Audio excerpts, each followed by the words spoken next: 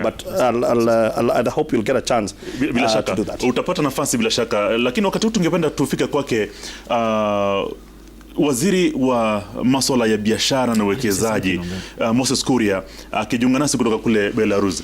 Na kuna masuala mawili ambayo ningependa waziri waweze kuyashughulikia. Swali la kwanza ni la huyu mbunge wa zamani wa Kiambu Jude Njomo. Amezungumzia kuhusiana na miradi hii ambayo inaendeshwa na serikali, ukiwemo huu mradi wa nyumba.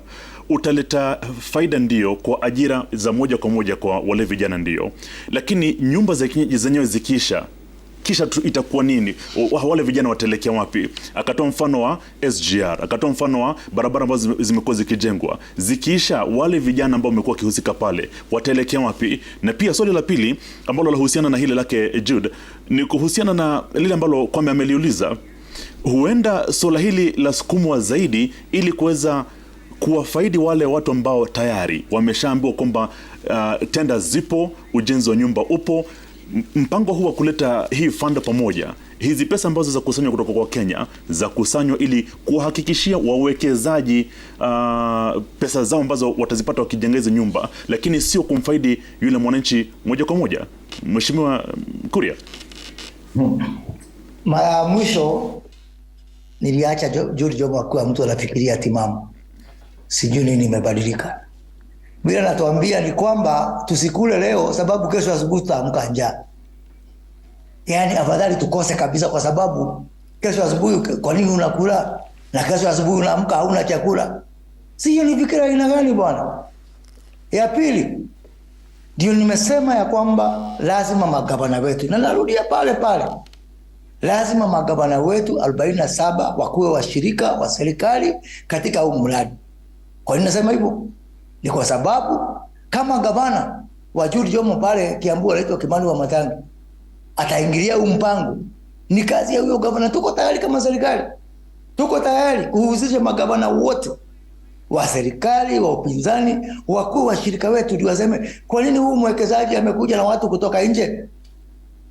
Wiki iliyopita tulikuwa huko Embu na gavana Cecily Mbarire, na niliongea na mwekezaji ambao tulikuwa tunazindua mpango huko. Na mwekezaji anamuuliza, wewe utaleta watu wa kufanya kazi katika hii mradi kutoka nje? Akasema nikifanya hivyo gavana Cecily Mbarire atanichapa kiboko.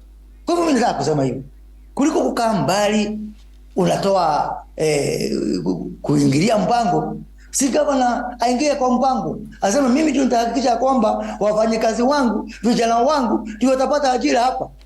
Jamani, wiki iliyopita nilikuwa na mkutano pale Nairobi na mawaziri wote 54 wa biashara katika Afrika. Na nikaweza kuongea na waziri mmoja kutoka nje ya Algeria.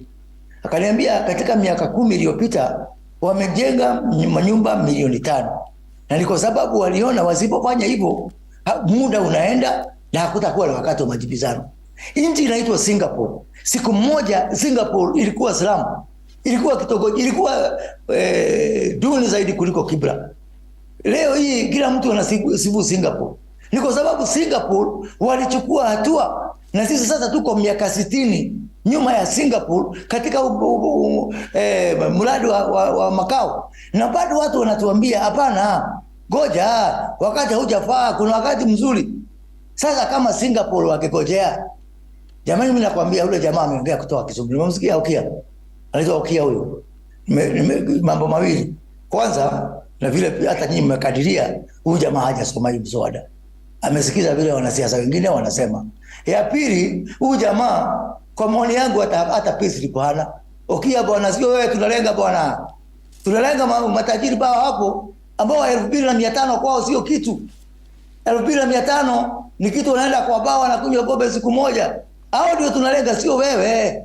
Sasa wewe unapigia makofi watu wengine hapo bwana ambao wanakunywa whisky chupa moja, ambao wewe kwako inaweza kuwa ajira.